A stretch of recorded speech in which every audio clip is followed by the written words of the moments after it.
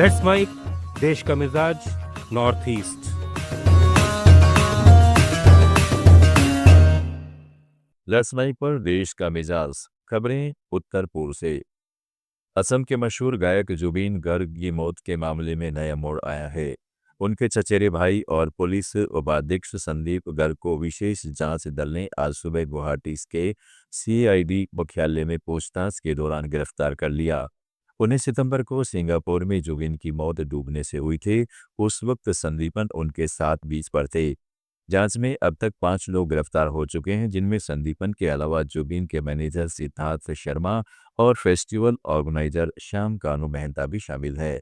जुबीन के करीबी सहयोगियों से पूछताछ जारी है। असम में कांग्रेस अध्यक्ष गौरव गोगोई का कहना है कि मुख्यमंत्री हेमंत बिस्वा शर्मा का मंसूबा असम के मशहूर कलाकार जुबीन गर्ग की संदिग्ध मौत के मामले में आयोजक श्याम कानू मेहता को बचाने का है। पीसीसी में प्रेस वार्ता में उन्होंने कहा है कि मुख्यमंत्री नॉर्थ ईस्ट इंडिया फेस्टिवल के दौरान सिंगापुर में हुई इस घटना की जांच में श्याम कानू को क्लीन चिट देने की कोशिश कर रहे हैं, क्योंकि उनके पुराने निजी रिश्ते हैं। इस बीच गुवाहाटी में जुबीन गर्ग मौत मामले पर एआईयूडीएफ नेता रफीकुल इस्लाम ने कहा है कि सरकार ने एसआईटी का गठन किया है, जांच चल रही है, लेकिन जांच की गति बढ़नी चाहिए। असम सरकार ने गठन किया है, एक कमीशन भी उन्होंने वो किया है और इंक्वायरी भी चल रही है अभी, लेकिन इंक्वायरी और स्पीड होना चाहिए। अब जो सिंगापुर में ईयट में जो कई लोग थे, एक ही लोग आए हैं कल, बाकी लोग नहीं आ रहे। अगर नहीं आ रहे तो एसआईटी सिंगापुर जाए, भारत सरकार सिंगापुर सरकार से कम्युनिकेट करे। फिर अगर एसआईटी नहीं जा सके, इसीलिए सीबीआई का मांग है कि इस केस सीबीआई को दे दे। सीबीआई के लिए इजी होगा वहां सिंगापुर जाना, उन लोगों को निकाल के लाना या उनको पकड़ के वही स्टेटमेंट लेना, जो कार्रवाई करना चाहिए वो हो सकेगा।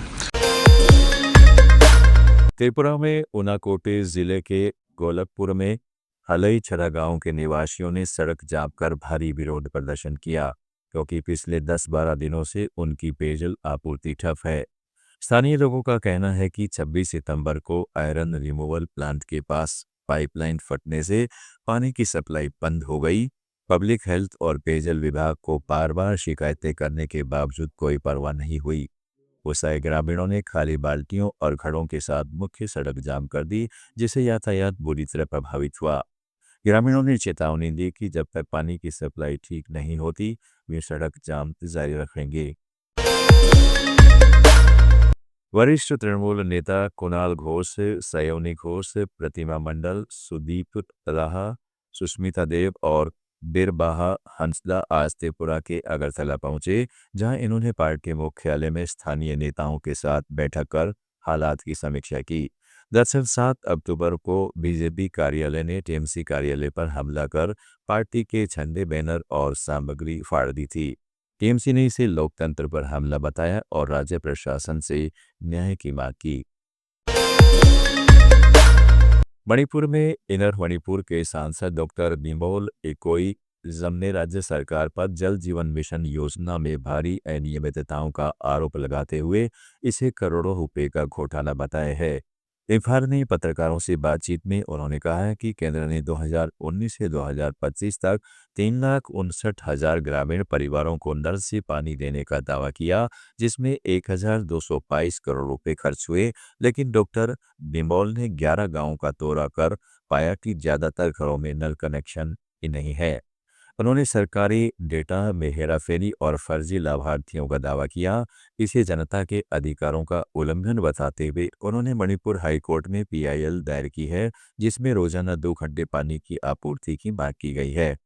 डॉक्टर बिमोल ने जनता से इस घोटाले के खिलाफ आवाज उठाने की अपील की है। आप सुन रहे थे let's make more than radio. Follow कीजिए हमें हमारे सोशल मीडिया प्लेटफॉर्म्स पर। It's time for news. It's time for More Than Radio. Presenting the first radio news app, Let's Mic. Let's Mic, a news-based app on your phone where you get to watch and listen news, talk shows, interviews, radio show podcasts.